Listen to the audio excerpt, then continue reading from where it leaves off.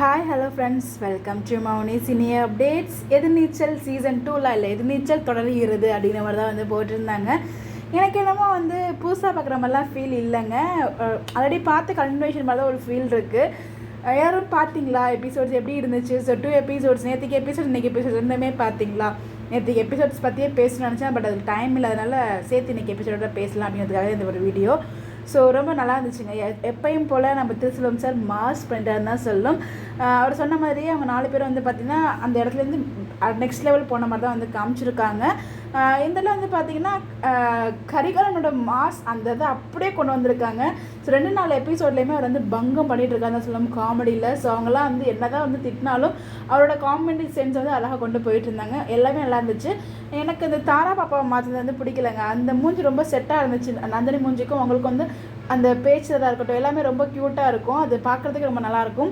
அது வந்து எனக்கு பிடிக்கல அந்த ரீப்ளேஸ்மெண்ட்ஸ். மற்றபடி ஜனனி ரீப்ளேஸ்மெண்ட் கூட ஓகே, ஆப்டாக எடுத்திருக்காங்க. ரீப்ளேஸ்மெண்ட்டும் ரொம்ப நல்லா அழகாக வந்து நடிச்சிருந்தாங்க. நேற்றுக்கு வந்து அவங்க கிளினிக் தான் காமிச்சிருந்தாங்க. அந்த ஓடி போயிட்டு அந்த முத்தலகு அப்படிங்கிற பொண்ணை போய் பிடிக்கிறதா இருக்கட்டும். இதில் நம்ம பாட்டியுமே வந்திருந்தாங்க.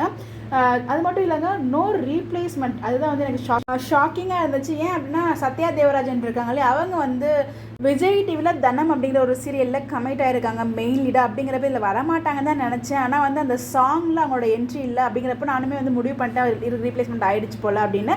ஆனால் இன்றைக்கி அவங்களோட சீரியலோட நேம்லாம் போடுவாங்களே, அதுலேயுமே அவங்களோட டைட்டில் அவங்க நேம் இருந்துச்சு. ஐ மீன் அந்த சாங்கை நான் சொல்கிறேன், அந்த சாங்கில் வந்து ஒரு நேம்லாம் போடுவாங்களே, அதில் வந்து ஆதிரையோட பேருமே இருந்துச்சு. அது மட்டும் இல்லை எபிசோட்லேயுமே அவங்க வந்து வந்துட்டாங்க. இப்போ நோ ரீப்ளேஸ்மெண்ட் போல். எபிசோட் பார்க்கும்போது 6 மாதம் லீப் மாதிரி தான் காமிச்சிருப்பாங்கன்னு நினைக்கிறேன். 6 மாதமாக வந்து அவங்க போராடுறாங்க ஆதி குணசேகரன் வந்து வெளில எடுக்கிறதுக்கு. பட் வந்து முடியல. அதாவது கேர்ள்ஸ் கொடுத்த அந்த மாதிரி கம்பெனி வந்து கொடுத்துருக்காங்க. அதெல்லாம் வந்து வெளில எடுக்க முடியல.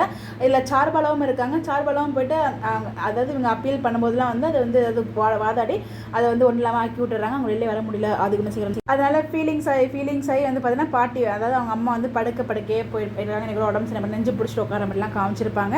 இன்னொரு பக்கம் மசாலா 5 ரூபாய் மசாலா அப்படி இல்லை. நம்ம நந்தினி பார்த்தீங்கன்னா செம்மையாக பிஸியாக இருக்காங்க. இன்னொரு பக்கம் வந்து செம காமெடியாக இருந்துச்சு. நம்ம ரேணுகாவோட டான்ஸ், அதாவது 5 லட்சம் கடனுக்காக வந்து அந்த நேம் கூட ஏதோ நேம்ங்க மறந்து போயிடுச்சு. அந்த நேம் தான் வச்சுருப்பாங்க இந்த பரதநாட்டியம் இதுக்கு. ஆனால் காமெடி பண்ணிட்டாங்கங்க அவங்களோட ட்ராக்கை. நம்ம கரிகாலன் கவுண்டர்லாம் இருக்குது பாருங்கள். நான் இவர் நந்தினிகிட்ட பேசி வருவார் இல்லையா கதிர், அப்போ வந்து பார்த்தீங்கன்னா இன்டர்வல் முன்னாடி வரைக்கும் நீ வந்து மற்ற பொண்ணுங்களுக்காக நந்தினி அக்காவை போட்டு அடிப்ப, பட் இப்போ நீ நந்தினி அக்காக்காக வந்து மற்ற எல்லாத்துலேயும் அடி வாங்குற போலையே அப்படிங்கிற மாதிரி வந்து சொல்லியிருப்பாங்க.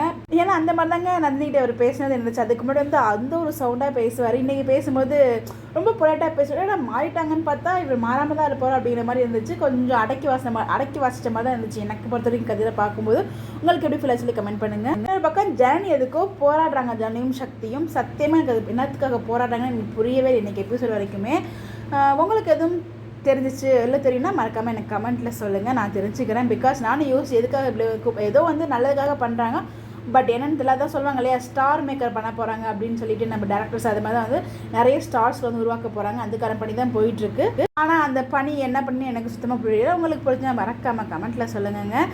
பார்ப்போம், போக போக தான் மேபி தெரியலாம். உங்களுக்கு கருத்துக்கெல்லாம் மறக்காமல் கமெண்ட்டில் சொல்லுங்கள். ஓவரால் 2 எபிசோடுமே ஒரு வேறு லெவல் தரமாக இருந்துச்சு. நம்ம திருசெல்வம் சார் வேறு லெவலில் கொடுத்துட்டு தான் சொல்லணும். ரொம்ப யதார்த்தமாக கொடுத்துருந்தாங்க.